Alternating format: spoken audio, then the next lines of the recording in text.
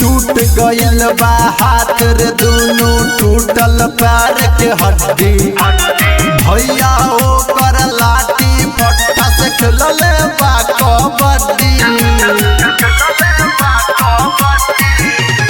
टूट गइल बा हाथ रे दुनु टूटल पैर के हड्डी भैया ओकर लाठी फट्टा से खेलले बा कबड्डी। धरा गइनी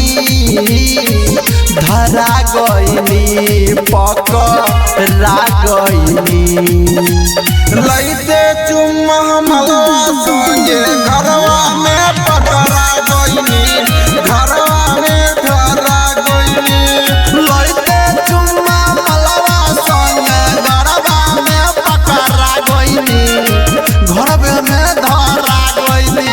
बड़ा कुटाई बन बारे यार कपार से उठल बारे भाई।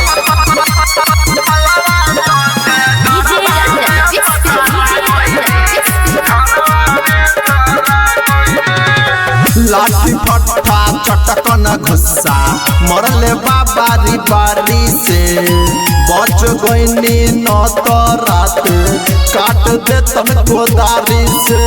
अरे बात बच गइयो लाठी फट्टा चटकन गुस्सा मरले बाबारी बारी से बच गइनी ना तो रात काट दे कोदारी से।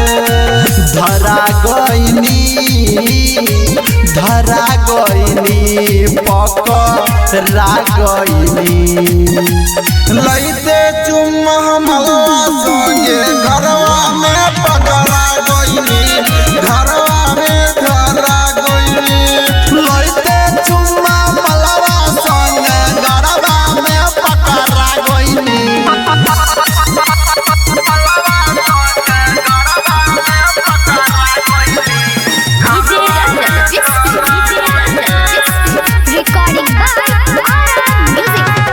चुम्मा के सुआद याद न अब कबो आई रे जूता चप्पल झाड़ू बेलना सबसे भइल कुटाई रे। चुम्मा के सुआद याद न अब कबो आई रे जूता चप्पल झाड़ू बेलना सबसे भइल कुटाई रे। धरा गइनी